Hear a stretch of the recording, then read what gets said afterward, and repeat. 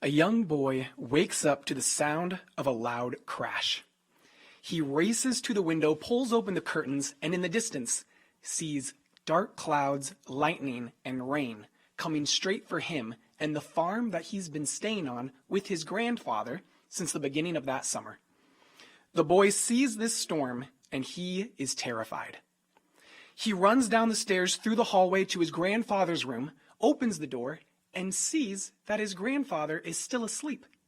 He can't believe this. He jumps on the bed. He says, "Grandfather, grandfather, wake up, wake up. There's a storm coming straight for us. What do we do?" The grandfather rubs his eyes, opens them. He wakes up, looks at his grandson calmly, and he says the same thing that he's been saying to his grandson every single day since he's come to work with him on that farm. And this was just one more thing that he could add to his list of things that have annoyed him since he's come to work with his grandfather. So what was this list? Well, we're going to come back to the grandfather and his grandson later in the talk. But right now, let's focus on this. The boy was terrified because of something that he saw in the sky. Now, the Bible tells of a prophecy some 2,000 years ago where Jesus says the words found at Luke 21, verse 25 and 26. Let's turn there. Luke 21, 25 and 26 tells us of something that we too may see in the sky. It says, "Also, there will be signs in the sun and moon and stars, and on the earth anguish of nations not knowing the way out because of the roaring of the sea and its agitation. People will become faint out of fear and expectation of the things coming upon the inhabited earth, for the powers of the heavens will be shaken." Now, we don't know if this is a physical thing or a figurative thing, but let's imagine that this is a physical thing. These signs in the sun, the moon, and the stars. Let's say you woke up one day and it was pitch black outside. No stars, no moon, nothing. But maybe you wake up early, so maybe that's normal. A few hours go by, and still it is completely dark outside. So you turn on the news, and what's on the news? Well, everyone's talking about it. They have meteorologists, weather experts, people that study space, and they have no idea why there is no sun, there is no moon, there is no stars. And because of this, they're scared. Now, in this moment, in this terrifying scene, there will be three types of people. There will be the ones who see what's happening, who don't know what's happening, and are scared. There will be the ones who see what's happening and know what's happening, and know that they did not listen to Jehovah, and there will be what that scripture says, faint out of fear of what is to come. But there will also be a third group, ones who see what's happening, know what's happening, and know that they have listened to Jehovah, and because of this, they have overcome fear of what is about to happen. So, this brings us to two questions. Why are those people so scared? And then, how do we make sure that we are that third group of people, the ones that feel no fear at all? First, let's look at what's causing Group 2 to be so scared. Now, there has been much talk of peace and security since the Cold War ended, with only one superpower remaining. As stated at Revelation 17, that superpower, the seventh head of the wild beast, must remain a short while. But that short while is approaching its end. Soon, all cries of peace and security will give way to sudden destruction that is instantly on them. Satan's entire system, starting with Christendom, must drink from Jehovah's cup of vengeance. What is this cup of vengeance? Well, let's turn to Jeremiah chapter 25, verses 27 through 29. That's where it describes this cup of vengeance. It says, Jeremiah 25, verse 27 through 29, "You must say to them, 'This is what Jehovah of armies, the God of Israel, says. Drink and get drunk, and vomit and fall, so that you cannot get up because of the sword that I am sending among you. And if they refuse to take the cup out of your hand to drink, say to them, This is what Jehovah of armies says. You must drink it. For look, I am bringing calamity first on the city that bears my name. Should you go unpunished? You will not go unpunished. For I am calling for a sword against all the inhabitants of the earth, declares Jehovah of armies. Now these are strong words indeed. Group 2 are hearing these words. They are fear-inspiring. They were spoken by the sovereign Lord of the universe, Jehovah God. And during millenniums of time, Jehovah has patiently endured the blasphemies, the reproaches, the hatred that have been heaped upon his name. Well, this time has at last arrived for him to answer the prayer that Jesus Christ taught his disciples while he was here on earth. You must pray then this way: Our Father in heavens, let your name be sanctified, let your kingdom come, let your will take place as in heaven, also upon earth. It is Jehovah's will that Jesus act as his sword executing vengeance. Now let's turn to one more set of scriptures that send a very powerful message of what will happen to the wicked ones on this earth. Another set of scriptures that give these people reason to fear. It's Jeremiah 25, verse 32 through 33. Jeremiah 25, 32 through 33. It reads, "This is what Jehovah of armies says. Look, a calamity is spreading from nation to nation, and a great tempest will be unleashed from the remotest parts of the earth, and those slain by Jehovah in that day will be from one end of the earth clear to the other end of the earth. They will not be mourned, nor will they be gathered up or buried. They will become like manure on the surface of the ground." These are very strong words. They will not be gathered up.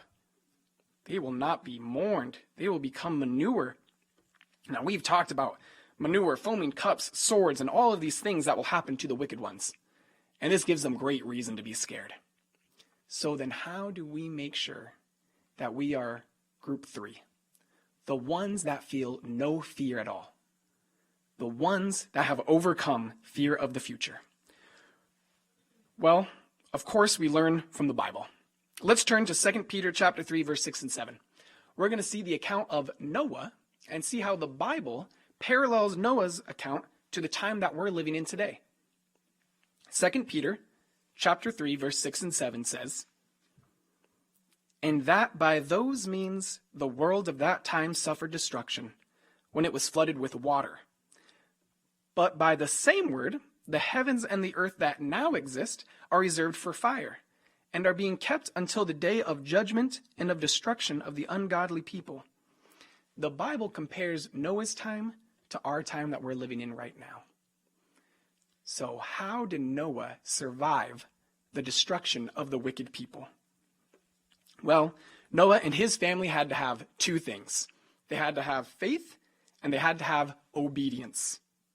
Noah had faith by believing this unprecedented disaster would occur. It was believed back in Noah's time that it might not have ever rained at all, and if it did, it might have only been a slight misting. Yet now, Noah's being told that there is going to be enough rain to flood the entire earth. He had to have faith that this would happen. What about us? How do we show faith? We show faith by believing Jehovah when he says Armageddon is coming. Now, what about obedience? Well, we show obedience when we listen to direction from the faithful and discreet slave. When we go to meetings, we try our best to be as Christ-like as possible. But what about Noah? How did he show obedience? Well, of course, he showed his obedience by building the ark, but let's think of all that this may have included. At Genesis 6:14, Noah is told, "Make for yourself an ark from resinous wood. You will make compartments in the ark and cover it with tar inside and out." So how was he going to do this? Well, first, he had to get the measurements. 73 feet wide, 44 feet high, and around 437 feet long. That's around 70 feet longer than a football field. Now he needs the materials, which probably meant cutting down thousands of trees, hauling them to the construction site, and cutting them into planks or beams. It meant building scaffolding, making pins and pegs, obtaining tar for waterproofing, procuring containers and tools. It may have required negotiations with merchants for goods and services. And apparently it called for skills in carpentry so that he could accurately fit the timbers together to build a strong structure that could withstand rain and the weight of many animals. And Noah couldn't skimp out on anything either. let's imagine that Noah's building the ark. He's about 30 years into building this ark, and he wakes up one morning and he had a bad night's sleep. Turns out some of the animals came a little early and they woke him up in the middle of the night.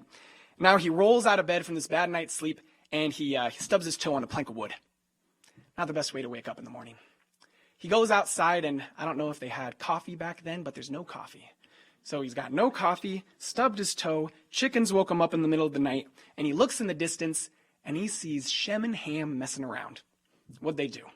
Well, it turns out instead of measuring twice, cut once, they just measured once and cut once. And now they got a plank of wood 6 inches too short on the side of the ark. Well, Noah, he's been doing everything that Jehovah told him to do for the last 30 years. He had a bad morning. He could have easily said, who cares? Just keep it up there. It doesn't matter. But does the Bible say that Noah did almost everything Jehovah told him to do? Let's turn to Genesis 6:22. In part of Genesis chapter 6, verse 22, it says that he did just so. Noah did just so. Now, why did Noah do that? Because he knew that it meant the life of him and his family. And he had faith that what Jehovah said would happen, would happen. Then, as Genesis 7:1 tells us, after that, Jehovah said to Noah, "Go into the ark, you and all your household, because you are the one I have found to be righteous before me among this generation." Could you imagine hearing that yourself? Jehovah saying to you that he has found you and your family righteous among this generation. You would know in that moment that you are safe. And you can be sure that Noah, as soon as the doors closed on the ark and he heard the rain begin to fall, that he knew that him and his family would be saved. He knew that his obedience and faith was paying off. He felt no fear at all of what was to come. And you can also be sure that the ones on the outside of the ark that heard Noah and his family preaching about this flood over these years, and know that they did not listen to Noah when they looked up at the sky and that first raindrop hits them on the head, and then they began to see the waters fall, that they were faint out of fear of what was to come. Noah saved his family with faith and obedience to Jehovah. He did just so. And that's what we can do. And Noah and his family are just one example. Daniel in the lion's pit. Daniel's thrown into a lion's pit because he prays to Jehovah, and what happens? Jehovah sends an angel to close the mouths of the lion, and Daniel is saved. He feels no fear at all. Shadrach, Meshach, and Abednego. They're thrown into a fiery furnace so hot that the guards on the outside die from the intense heat. But what about Shadrach, Meshach, and Abednego? They were saved by Jehovah. In fact, they might have been a little cold in there. Hezekiah and the evil king Sennacherib. The evil king Sennacherib comes to him with 185,000 men. What does Jehovah do? He sends one angel down to destroy all 185,000 men in one night. Hezekiah feels no fear at all. And what about the Israelites? Well, let's see what Jehovah says to the Israelites in Exodus chapter 6, verse 6 and 7. Jehovah's people. Exodus 6, verse 6 and 7 says, "Therefore, say to the Israelites, I am Jehovah, and I will bring you out from under the burdens of the Egyptians and rescue you from their slavery. And I will reclaim you with an outstretched arm and with great judgments, and I will take you in as my people, and I will be your God, and you will certainly know that I am Jehovah your God, who is bringing you out from under the burdens of Egypt."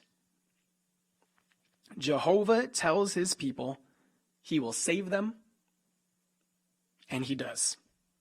So then, what does Jehovah tell us? What blessings will we receive if we show obedience, if we have faith in Jehovah? We're going to talk about 4 different blessings. Blessing number 1 is found at Proverbs chapter 2, verse 21 and 22. Let's turn there. Blessing number 1. Proverbs 2, 21 and 22 reads, "For only the upright will reside in the earth, and the blameless will remain in it. As for the wicked, they will be cut off from the earth, and the treacherous will be torn away from it." Now, these are also strong words used. The treacherous will be torn away. Jehovah is tearing you away from something. It does not matter how strong you are, you cannot hold on. Only the righteous will remain. So blessing number 1, no more wicked people on earth. Just good ones. Just the righteous ones. But who will lead these people? Well, that's blessing number 2. Let's turn to Isaiah chapter 9, verse 6 and 7. And we'll see blessing number 2, where it describes the leader that these upright ones will have. Isaiah chapter 9, verse 6 and 7 says, "For a child has been born to us, a son has been given to us, and the rulership will rest on his shoulder. His name will be called Wonderful Counselor, Mighty God, Eternal Father, Prince of Peace. To the increase of his rulership and to peace there will be no end. On the throne of David and on his kingdom, in order to establish it firmly and to sustain it through justice and righteousness, from now on and forever. The zeal of Jehovah of armies will do this." Our leader is described as Wonderful Counselor, Mighty God, Eternal Father, Prince of Peace. Is there any ruler on earth today who can be described in these ways? With this ruler, we have peace with no end. So now we've discussed 2 blessings. Only the righteous on earth, no more wicked people. A ruler that gives us peace forever. What will these people do? You're on earth, there's only good people, what will you do? Well, that's blessing number 3. And that's found in Isaiah chapter 65, verse 21 and 22. Let's turn there. Isaiah 65, 21 and 22 for blessing number 3. What will these righteous people do? They will build houses and live in them. They will plant vineyards and eat their fruitage. They will not build for someone else to inhabit, nor will they plant for others to eat. For the days of my people will be like the days of a tree, and the work of their hands, my chosen ones, will enjoy to the full. You will build your houses and live in them. We're going to break each one of these things down. First off, very few people today get to live in their dream house. Very few people get to build their dream house and live in it. But that's exactly what the scripture tells us we get to do. We get to build our dream house and live in it.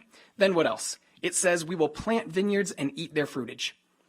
Imagine the most delicious food you've ever eaten in your life. What's your favorite meal? What could you eat every single day? It will not even compare to what we will be able to enjoy in paradise. So you will eat delicious food. You'll live in your dream house that you built with your own hands. And did you notice what else it says? They will not build for someone else to inhabit. They will not plant for others to eat. So what does this mean? Well, there's no more taxes. There's no more rent. There's no more mortgage that causes us stress every single month. You build your house and you live in it. You make your delicious food and you eat it. And you'll get to do this forever. And you will enjoy this to the full. That's blessing number 3. But let's imagine now you're in paradise. And you've been there for 300 years now. You just finished your dream home. You took your time. It's on the side of the beach, or it's on a mountain, or it's underwater. You built this house and now you just finished the last piece. It is a pure mahogany table that fits 30 of your closest friends, and you did fine etching on the side. You got all the details just right. And to celebrate, you're going to invite your 30 closest friends that you've made over the last 300 years. You ask all of them to bring food that they made themselves, delicious food in your dream house, at your giant dining room table. What will you talk about? Well, that's blessing number 4. Blessing number 4 tells us what will no longer be part of the conversation.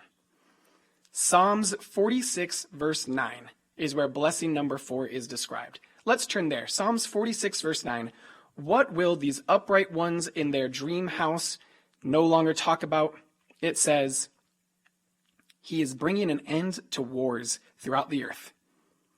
He breaks the bow and shatters the spear. He burns the military wagons with fire.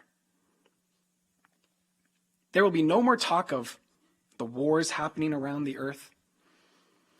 There will be no more talk of a sudden, unexpected illness that you're experiencing. No more talk of that job that you just lost and you don't know what you're going to do. There will be no more talk of bad things. You will be on earth with only upright ones, forever in peace, with a perfect leader. Now, we've talked a lot about these righteous people living on this earth. Righteous people, upright ones. Who are these upright ones? Who are the righteous? And how do they act? Well, these are words said by non-witnesses who have observed witnesses on earth today.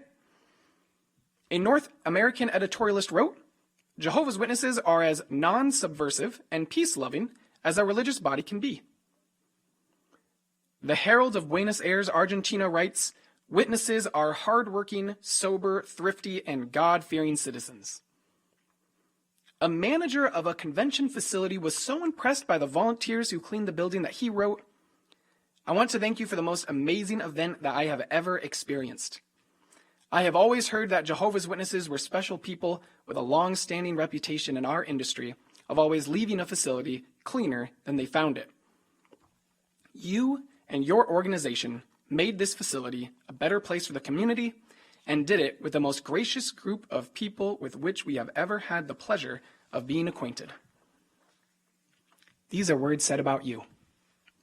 Words said about your brothers and sisters. Words said about Jehovah's people, and maybe not all of us are perfect examples of everything that has been described of Jehovah's people. However, in paradise, when we are perfect, all of us will be described this way. Now, let's turn to our first picture. This is what we've been describing. People building their dream house and living it. They'll be able to live this life with their resurrected loved ones. Enjoy wonderful food. Peace on earth forever. This is a promise from Jehovah. Now, Satan tries to trick us, thinking that he can provide wonderful things for us, but let's see the only thing that Satan can actually provide for us. Nothing. Satan can provide nothing for us. We see the clear contrast between what Jehovah provides and what Satan tries to make us believe he can provide. But some people might look at what Satan's system is, and they look at Jehovah's system, and they see that Jehovah has too many rules, he has too many regulations. Being a Jehovah's Witness, it seems boring. But you want to know what's real boring? Being dead forever. And that's what happens when we follow Satan. Now, have you ever thought of sentences we won't hear anymore in paradise? These are sentences you will never hear again in paradise. I lost my job, and I don't know how I'm going to provide for my family. You'll never hear that in paradise again. The chemo isn't working, and it's not looking good. When is the funeral? You'll never hear that in paradise. A doctor saying, I'm sorry, but there is nothing more we can do for your child. Do you want to know why we won't hear these sentences anymore? Because wickedness is gone. Because Jehovah promises that these things will go away. Let's turn to our final scripture. Psalms 37, verse 39 and 40. This is a promise from Jehovah. Psalms 37, 39 and 40 says, The salvation of the righteous is from Jehovah. He is their fortress in the time of distress. Jehovah will help them and rescue them. He will rescue them from the wicked and save them because they take refuge in him. Jehovah promises that those who have faith and obedience in him will be rescued from the wicked, and they will never hear those sentences again. And they will receive those 4 blessings that we talked about earlier. Let's go back to our boy on the farm. So he saw a storm in the distance. He walked downstairs. He went to his grandfather's room, saw that his grandfather is very relaxed in this situation. And his grandfather said the same thing that he's been saying to him every single day since he's come to work on that farm. And this was just one more thing that he added to his list of things that have annoyed him. So, what was this list? Well, every single day, the boy had to wake up, he had to go on the roof and see if there was any patchwork to be done. Every single day. He had to go to the fence and make sure that all the fence posts were in the ground. Every single day, no matter what. He had to make sure at the end of the day that all the barn animals were back in the barn and that the tractor was put away. Even if the next morning he was going to take the tractor right back out, he still had to put it back in. Now, why did he have to do this? Well, the grandfather then said that same sentence that he's been saying every single day. And what was it? The grandfather said, "I always sleep well in the storm." In thinking about this sentence and thinking about his list, the boy finally realized why his grandfather would always say this and why he had to do these things every day. Every single day he checked the roof. Every single day he checked the fence because the grandfather never knew when the storm was going to come. But he knew that one day it would come. So because of that, he prepared every single day for that storm. And when the storm came, the grandfather was able to sleep well. Because he prepared, he overcame fear of the future. Sentences you can only hear in paradise. So we talked about sentences you won't hear anymore in paradise. These are ones you can only hear in paradise. My pet rhino didn't have a lot of people to play with, so I got a pet tiger to hang out with him. You'll only hear that in paradise. Guess who I saw playing checkers by the river? Shadrach and Meshach. And then Daniel joined us, and he has a pet lion. Turns out he likes him. After 80 years, it's great to feel this young again, and guess what? I woke up with no pain again. You'll only hear that in paradise. My dad just got resurrected. My mother, my grandmother, my child, my friend just got resurrected, and we are all going to see them today. You will hear these sentences in paradise. So let us not fear the storm. Instead, let's prepare and let's continue to be obedient to Jehovah and have absolute faith that these things will happen. If we do this, then we too will be able to sleep well in the storm, and we will have overcome fear of the future.